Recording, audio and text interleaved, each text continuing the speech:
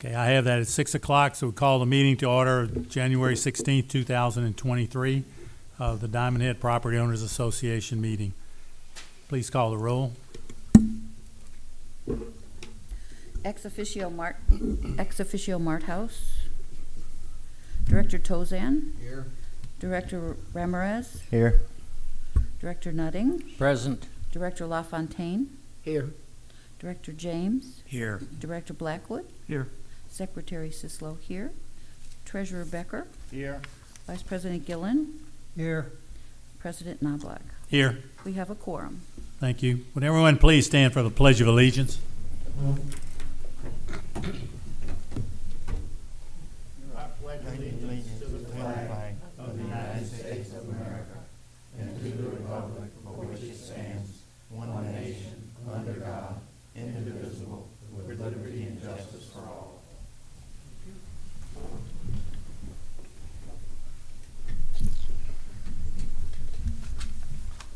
Okay, next we have the approval of the minutes from December the 19th. Ms. Sislo? As you can see it by the note in the minutes were approved by email vote that was completed on December 30th, 2022. Okay, next step, does anyone need to amend the meeting agenda for anything? Hearing that, or not hearing anything about that, now we need a motion to approve the meeting agenda. Someone make that motion? I'll make that motion. Mr. Gillen makes a motion. We need a second. I'll second that. Well, who's second? Whatever. I second it. Mr. Blackwood seconded. All in favor of approving this minute, please just raise your hand, right in. Okay, it was unanimous, so that's approved. The next thing is the president's report. The POA has a requirement that all the checks over $5,000 have to be signed by two members. Usually that's the president and the treasurer, and both signers review the backup that's provided to ensure the payment is justified, and it's just part of the POA's internal control procedures. I, along with the treasurer, recently signed a check for about $320,000. By far the largest check I've ever signed. Okay, the check paid for the demolition of the storm-damaged dock from a few years back, the docking materials, which took us a good year and a half to finally get in, and then the installation of the new dock. So everything is working now. Just an FYI, there's only a couple of companies in this area who do that kind of work because you need some specialized equipment. And so we chose the lowest and the best bid of the ones that we had. We have a grant that covers about 2/3 of the initial cost. We anticipate another grant to help us cover most of the cost. So we're in pretty good shape on all that. If you've never worked with public grants, you may not realize the recipient has to pay everything first, okay? And you have to keep accurate records, and then the grant money you can then get back after you apply for it, assuming you've kept the correct records that they require. We've kept everything. We have no reason to believe that we won't get this new grant. On February the 1st of 2022, that was about a year ago, we had received about 1,100 properties when the dues had been paid in full for 2022, okay? So that was about 1,100. As of last week, or this week actually, we've received 1,279 yearly dues for 23. We still have about 2 weeks for residents to pay if they want to pay for the year. If you pay yearly, it's helpful to the POA for obvious reasons, and that's also good for the property owner because he or she receives $40 worth of credit that they can use in the club for almost anything that they want. And just a reminder, you can pay with a credit card if you wish to do that. Although I've written and spoken about the new houses in the Diamond Head Lake subdivision previously, that's the area within the Cardinal Golf Course. I continue to get questions about that. I 2 or 3 every week, it seems like. The developer of Diamond Head, although they always had plans to develop that area, never platted the area. And the area was never under the umbrella of the POA. The city oversees that entire area. So point of interest, though, is that Elliott has agreed that all the homes that they build in there they were requiring them to become POA members. So that's helpful for us. And finally, if any of you are interested in participating in the Diamond Head Mardi Gras Parade, and you don't know how to get in or something, if you have a golf cart and you want to do that, if you just talk to me, there are ways that you can get in. It's a family-friendly event. We've done it, I don't know, 10 or 12 years. Never had a single problem with any kid or parent. It's a pleasant thing to do. So that's all I have for tonight. Committee reports. Okay, we'll start on the other side today. Mr. James. Ronnie James, sorry. The golf committee did not meet this month. Okay. Mr. LaFontaine, excuse me, if you don't know him, that's King LaFontaine now. Okay, he's the king of the crew of the boaters crew, so we may all want to genuflect or whatever. Go on, sorry. Okay. Safety committee did not meet, but we did have one incident brought to us. There's some concerns. We've had several individuals in the last several weeks have been walking their dogs on the golf course in active times when golfers are actually out there playing. And this past weekend, I happened to witness someone walking their dog down the middle of the fairway, and there's 4 guys on the tee box getting ready to tee off. So could be a safety concern for the individuals. Although he was probably safe, he was in the middle of the fairway. That's a joke, okay? I was going to say that, but I didn't. Okay, that all? That's all. Mr. Blackwood, do you have anything? The admin committee did not get together this month. Okay, Dr. Nutting? I will relinquish to the committee chairs. Mr. Tozan? Yes, the House Committee met on January the 5th. The discussion about the UIT system being installed was the main topic of discussion. It's lacking, it's failing to meet what the expectations are for it. I'll follow up with some follow-up work done on that after this report. We discussed the financial standing as a result of the issues from that system. Our financial standing took a downturn, both for the months of November and December. We hope to get back on track after we make the corrections that we need to make. We discussed storage, the need for storage from areas behind the stage in the ballrooms, as well as the staging area in the back end of the kitchen. We went over a number of different ideas on that, but we've held back any presentation until we get more estimates on what that'll cost and how we can address it. But we do need to address the issue of storage. And then we toured the area behind the stage and the area behind the area outside behind the stage, which is a proposed area for the facility storage site. After this meeting, we had follow-up meetings on the discussion of the system in Latitude 30 in the House.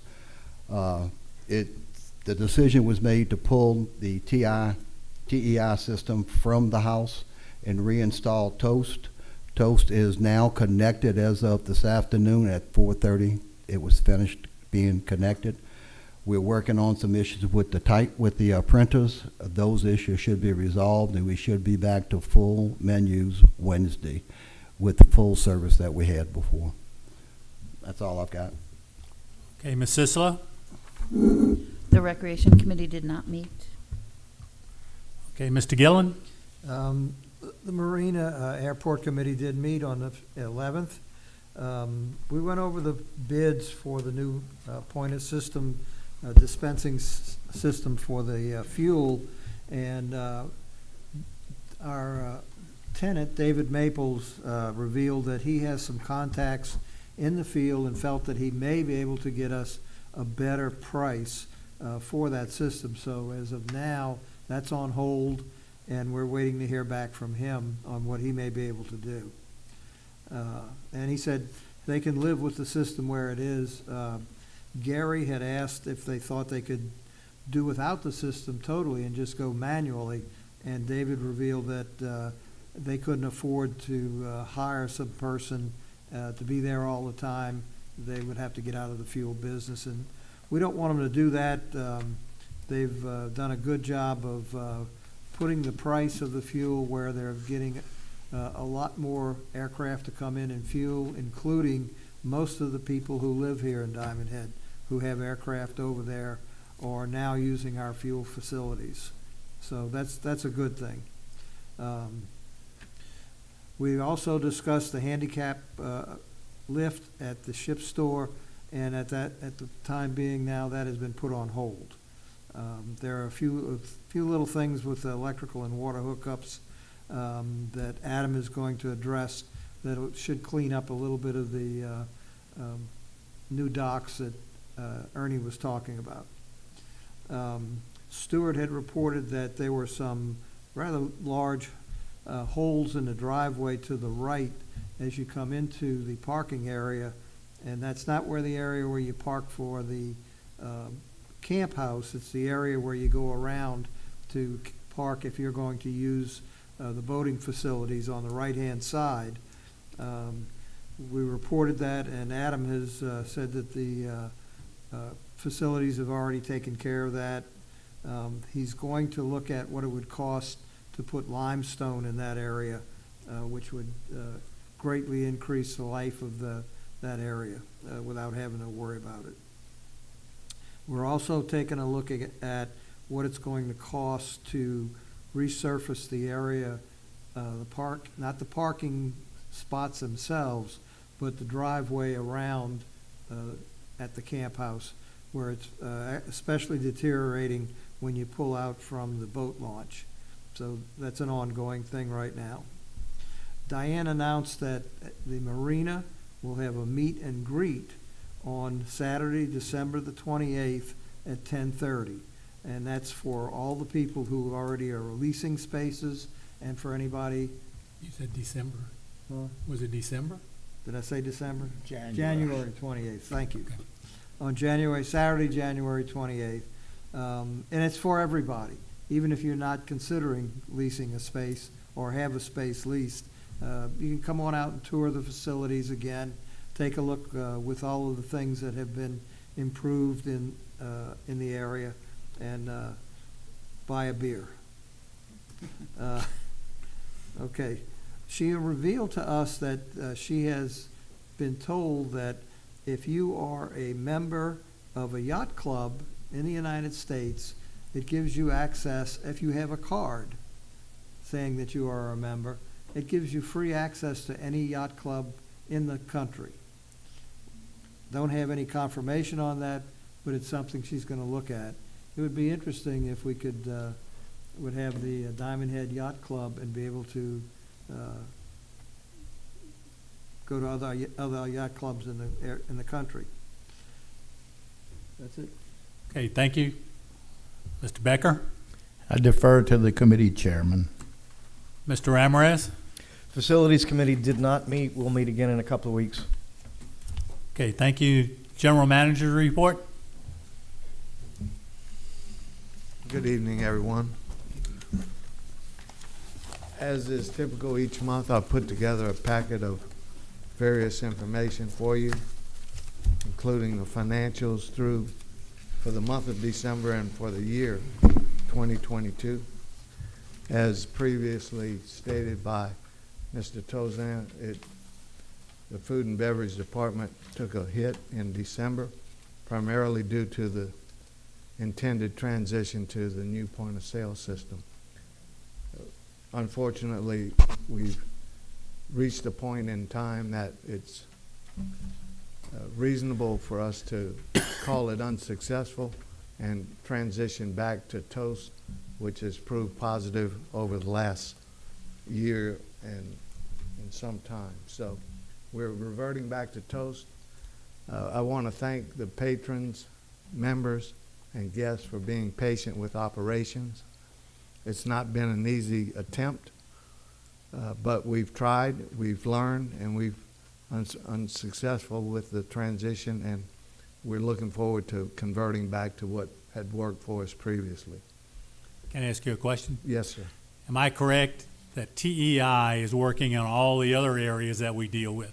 The main problem we've had is food and beverage, That's and this should solve the food and beverage situation. with the exception of organized large events. Organized large events will be under TEI. Right. The point of sale in Oakrum and Latitude 30 in the patio will revert back to Toast for the simple reason of customer service and and timeliness in transacting the order and also delivering the product, so. And you said, we pointed out in here, about 70% of our income from food and beverage comes out of Latitude 30. That's correct. Thank you.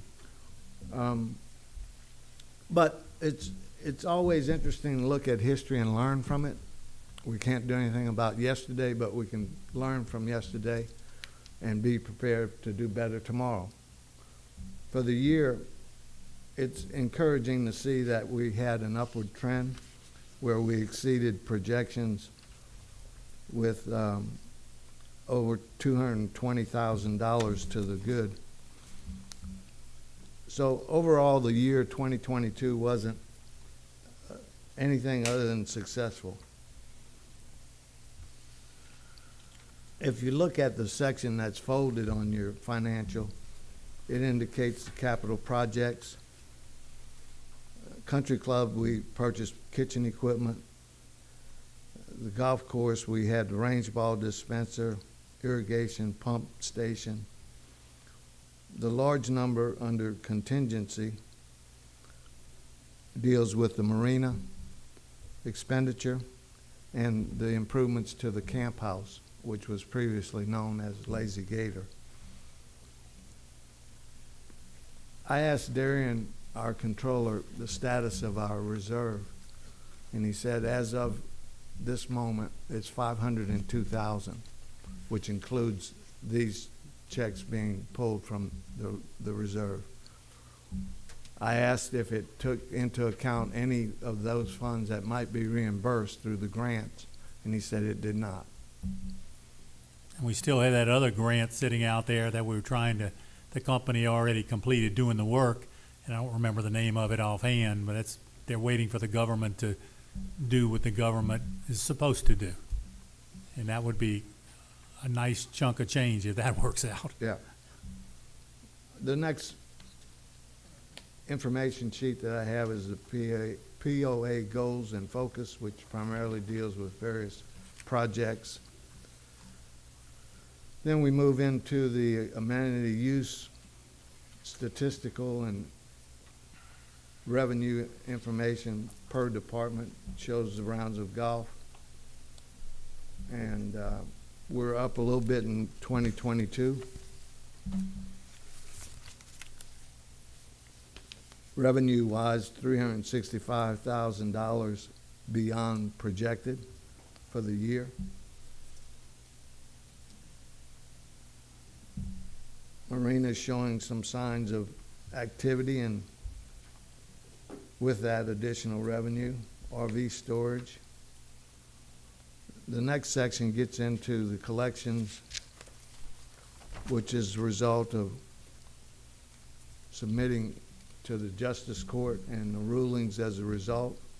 What we're seeing is a trend that when these individuals are provided letters, they tend to act and in many cases pay the full amount.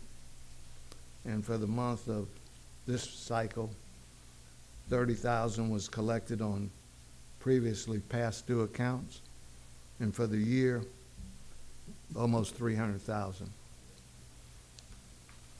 The next page is a summary of information obtained through the POA accounting office and the concierge desk. And the reason I did this was just to justify and demonstrate the value of the concierge desk, collections, and the accounting office working together for the purpose of pursuing accounts past due and being available to the consumer, whereby we can collect the dues and generate the revenue.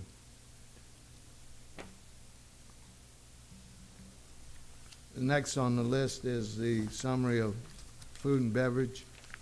This takes it month by month for the year 2022. It ranks which month is the most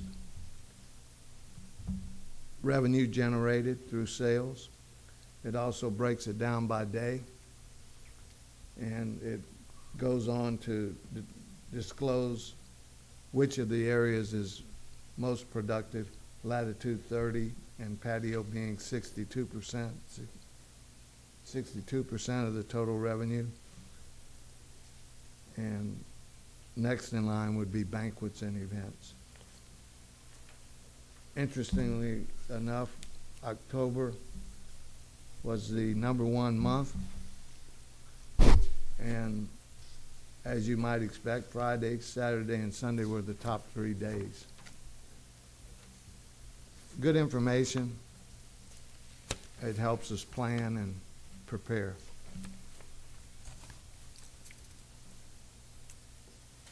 Next is the Marina report with details, and followed by marketing and sales report. Ms. Perkins indicates that groups are starting to book for 2023. And we'll be participating in various golf shows and also some bridal shows to try and generate some wedding business. Summary report from the community center shows a variety of activity. And the last page in this packet of information is a census number of employees who are full-time. We have 87 full-time employees with 46 part-time employees for a total of 133 employees. Anyone have any questions? Okay, hearing no questions, we'll move on. Do we have any POA members who want to comment on agenda items? We do not. Thank you. Now we'll go to the regular agenda. We have motion number 2023-01, a motion to require owners of multiple properties be current on dues for all properties in order to be considered in good standing. Someone like to make that motion? So moved. Ms. Sislo makes the motion. Do we have a second? I'll second. Dr. Nutting seconds. Ms. Sislo? Well, we've had some questions at times when people own multiple properties and they are not in good standing with all those properties. What's the impact on the amenities and the various properties? So by making the statement, we kind of put them all into one bucket and say either all are in good standing or none. I don't know if you have anything more you want to add, Greg, or Dr. Nutting, do you have anything else? Well, it makes sense to me that if you own 5 properties and you pay for just one and it makes your member good standing, then it's not fair for us to not receive benefits from those 4 that aren't, for the example I'm giving. And the person that owns the property is getting the benefit from all 5, but he's only paying for one of them. So I don't see where there's any question about this is the proper thing to do. Anyone else have a comment? I'll let you know one comment that a person made to me after they read it. They said it's kind of like you're either pregnant or you're not pregnant. So you're either in good standing or you're not, one of the two. Go ahead and put it. Any other questions or comments? Okay, all in favor, please raise your right hand. Okay, it's a unanimous vote, so that passes. Then we have motion 2023-02, a motion to require owners of rental property to be in good standing before the renter can apply to purchase passes to the swimming pools. Someone like to make that comment, make that motion? I'll make that motion. Mr. Gillen makes the motion, The sorry. stranger. Sislo seconds. Sislo seconds. Mr. Gillen, any comments? It only makes sense to me that, you know, and I've heard of this happening several times where the rental person is getting into the pool and using our facilities and the landlord is not in good standing. That is not fair to the people who pay their dues. And I think this is the best way that we can handle this. Ms. Sislo? Well, I also think it gives the rental owner an opportunity to find a way to provide a better service than someone who doesn't happen to be in good standing. It helps them rent their property. And again, I agree with Mr. Gillen, it just is not fair to anybody else. Anyone else have a comment? Well, I just add one thing, that I don't have anything against the renters, but I think it just, that, you know, you encourage your landlord to make sure he's paying his dues. It's really just a corollary to the one we just passed, where if you're gonna have all these rental properties and you want the benefits from them, then you should be in good standing. Any other comments? Questions? All in favor, raise your right hand, please. Again, it was unanimous, that passes. So now we have motion 2023-03, a motion to approve the repair and replacement of 16 interior light fixture tennis club poles for not to exceed $15,500. Someone like to make that motion? So moved. Ms. Sislo makes a motion. Do we have a second? I'll second that. That was Dr. Nutting seconds. Okay, Ms. Sislo? We had the unfortunate incident the first of this month where a pole, light pole in the center of the tennis courts fell. Luckily, no one was hurt, but in the process of figuring out what happened, we realized that these poles, which some of them are over 30 years old and have been moved from the former tennis world, were rusting on the inside and the bases were not solid. So we had to remove all those interior poles, the light poles. It's very difficult to play tennis at night if you don't have lights. So we've really had to do some scrambling in assuring that we have lighting safely done. Adam and the tennis club people have worked really hard to make sure that we have tennis courts we can play, but we need to replace those poles. I shared some information about how we've gone trying to find the best way to do it, and this is the most cost-effective given the resources we have available to us who will fabricate poles. And we're putting in a place also where these poles will have drainage. I believe in the past, the water has been able to collect in them, not drain out, and adding to the rusting problem. So we're going to correct that in this process of replacing these poles. Okay, Dr. Nutting, any other further comments? First of all, I'd like to compliment Director Sislo on getting onto this so quickly. It was more dangerous than you could ever imagine. If you checked the poles and talked to Adam, they were rotting from the inside out. One fell, but any one of them could fall. They were all in terrible disrepair, and Ms. Sislo did a good job of getting that looked after so quickly. So if we're going to have a tennis court, if we're going to have lighted tennis courts, then we just need to do this. Anyone else have a comment? The only thing that I have is just a quick question, and that is that this does cover the cost of taking the present lights that we do have and mounting them on the new poles after they're installed, correct? That is correct. I did, actually, if you look at some of the math, I tacked on an extra 500 just to make sure we can. The plan is to reuse all the electricity we've got. If any more were needed, if some replacement had to be made, that would not exceed more than $500. So that's what's included, is getting that lighting put back in. Thank you. I'll just make two quick comments. I went over there to see it after it happened. If that pole hit somebody, it killed them. Okay, because it made a gash in the courts 3 inches deep. And secondly, we mentioned that for those of you who've been here a while, tennis used to be at the end of Noma Drive, and it got flooded all the time. Those are light poles that were transferred by the POA at some point after Katrina over here. So we've gotten our use out of them. Anyone else? Okay, all in favor of motion 2023, please raise your right hand. Okay, it's unanimous, that passes. Do we have any POA members who want to comment on non-agenda items? We do not. Okay. The next board meeting will be on Monday, February the 20th at 6 p.m. It'll be City Hall right here. So now we need a motion to adjourn. I just have a little question, a statement if I could, President. Okay. I'd like to compliment the Food and Beverage Committee and whoever else was in charge of the employees' Christmas party. It's happened since our last meeting.